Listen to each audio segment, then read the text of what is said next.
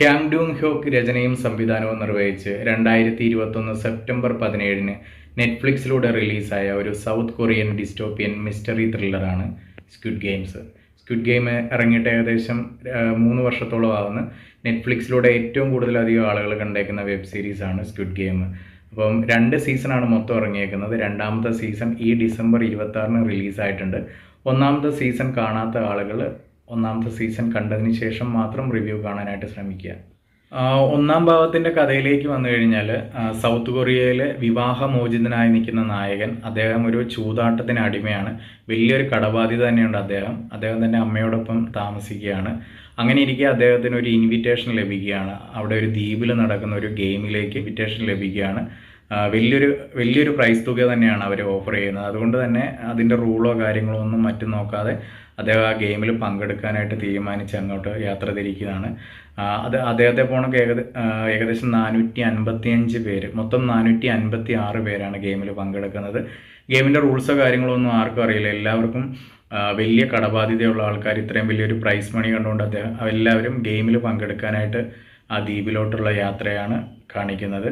അവിടെ ചെന്ന് കഴിഞ്ഞാണ് അതിൻ്റെ റൂൾസും കാര്യങ്ങളൊക്കെ എന്താണെന്ന് അവർ മനസ്സിലാക്കുന്നത്. റൂൾസ് എന്താണെന്ന് വെച്ച് കഴിഞ്ഞാൽ ഓരോ ഗെയിമും ജയിക്കുന്ന ആളുകൾ അടുത്ത ഘട്ടത്തിലേക്ക് പോവുകയും തോക്കുന്ന ആളുകൾ കൊല്ലപ്പെടുകയും വ്യത്യസ്തമായിട്ടുള്ള രീതിയിൽ കൊല്ലപ്പെടുന്നതുമാണ് ഒന്നാം ഭാഗത്തിൻ്റെ കഥ പറയുന്നത്.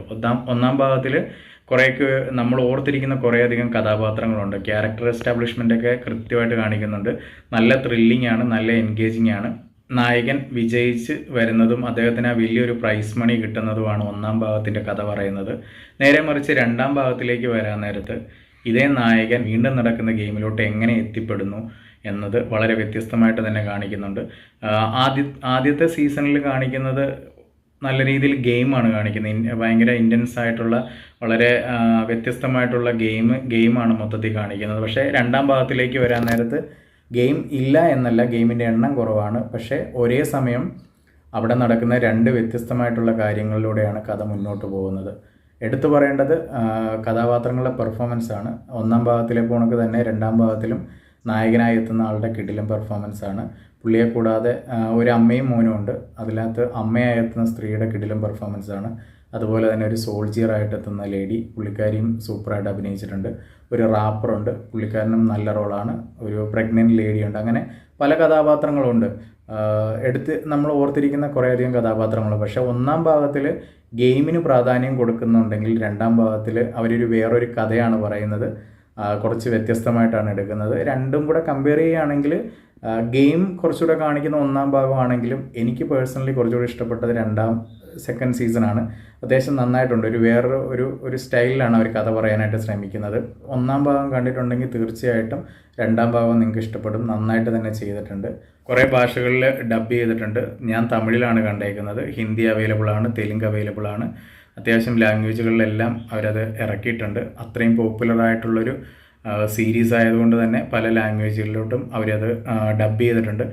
മലയാളം അവൈലബിൾ അല്ല. ഞാൻ കുറേ നോക്കി, മലയാളം ഇല്ലായിരുന്നു. ഒന്നാം ഭാഗത്തിലെ ഗെയിമുകൾ കുറച്ചുകൂടെ മെൻ്റലി, ഫിസിക്കലി അല്ലെങ്കിൽ ബുദ്ധിപരമായിട്ടുള്ള കാര്യങ്ങളൊക്കെ ഒന്നാം ഭാഗത്തിൽ വരുന്നുണ്ടെങ്കിൽ രണ്ടാം ഭാഗത്തിലെ ഗെയിം അത്രയും ഇൻറ്റൻസ് ആയിട്ട് എനിക്ക് ഫീൽ ചെയ്തില്ല. പക്ഷെ അവർ കഥ പറയുന്ന രീതി വളരെ മികച്ചതായിട്ട് തോന്നി. പെർഫോമൻസുകൾ പറഞ്ഞപ്പോഴാണ് ഇതിലേക്ക് ഇൻവൈറ്റ് ചെയ്യാൻ രണ്ടാം സീസണിൽ ഗെയിമിലേക്ക് ഇൻവൈറ്റ് ചെയ്യാൻ പറ്റുന്ന ഒരു വില്ലനായി എത്തുന്ന ഒരു കഥാപാത്രമുണ്ട്. പുള്ളി കിടിലമാണ്. പുള്ളി അടിപൊളിയായിട്ട് ചെയ്തിട്ടുണ്ട്. പുള്ളിയും എടുത്തു പറയേണ്ടതാണ്. നന്നായിട്ട് തന്നെ ചെയ്തിട്ടുണ്ട്. അപ്പോൾ ഒന്നാം ഭാഗം കണ്ട് നിങ്ങൾക്ക് ഇഷ്ടപ്പെട്ടിട്ടുണ്ടെങ്കിൽ തീർച്ചയായിട്ടും രണ്ടാം ഭാഗം ഇഷ്ടപ്പെടും. 7 എപ്പിസോഡുകളുള്ളൊരു സീരീസാണ്. ഇതിനു മുൻപ് 2020 ഇറങ്ങിയൊരു ഇതേ ജോണറിൽ തന്നെ പറയുന്ന ഒരു വെബ് സീരീസ് ഉണ്ട്. അതൊരു ജാപ്പനീസ് വെബ് സീരീസാണ്, ആലീസ് ഇൻ ബോർഡർലാൻഡ്. പേഴ്സണലി പറയുകയാണെങ്കിൽ സ്ക്വിഡ് ഗെയിമും ആലീസ് ഇൻ ബോർഡർലാൻഡും കൂടെ കമ്പയർ ചെയ്യുകയാണെങ്കിൽ എനിക്ക് കുറച്ചുകൂടി ഇഷ്ടപ്പെട്ടത് ആലീസ് ഇൻ ബോർഡർലാൻഡാണ്. അതിൻ്റെയും 2 സീസണാണ് ഇറങ്ങിയേക്കുന്നത്. അതും ഞാൻ മൊത്തത്തിൽ കണ്ടിട്ടുണ്ട്. അത് കിടിലമാണ്. അത് എന്തുകൊണ്ടാണ് കമ്പയർ ചെയ്യുമ്പോൾ അതാണ് കുറച്ചുകൂടെ മികച്ചതെന്ന് തോന്നുന്നത് വെച്ച് കഴിഞ്ഞാൽ അവിടെ കഥ പറയുന്ന രീതി, അവരുടെ ഒരു പ്രൊഡക്ഷൻ ക്വാളിറ്റി, അതുപോലെ തന്നെ മേക്കിംഗ് ഒക്കെ കിടിലമാണ്. ജോണർ സെയിം ആണെങ്കിലും വളരെ വ്യത്യസ്തമായിട്ടാണ് ആലീസ് ഇൻ ബോർഡർലാൻഡിൽ അവതരിപ്പിച്ചേക്കുന്നത്. എനിക്ക് പേഴ്സണലി പറയുകയാണെങ്കിൽ സ്ക്വിഡ് ഗെയിമിനെക്കാട്ടും കൂടുതലായിട്ട് ഇഷ്ടപ്പെട്ടത് ആലീസ് ഇൻ ബോർഡർലാൻഡാണ്. നന്നായിട്ട് തന്നെ ചെയ്തിട്ടുണ്ട്. തീർച്ചയായിട്ടും കാണാനായിട്ട് ശ്രമിക്കുക. പുതിയൊരു സിനിമയുടെ വിശേഷങ്ങളുമായി അടുത്ത ദിവസം വരുന്നത് വരെ ഗുഡ് ബൈ.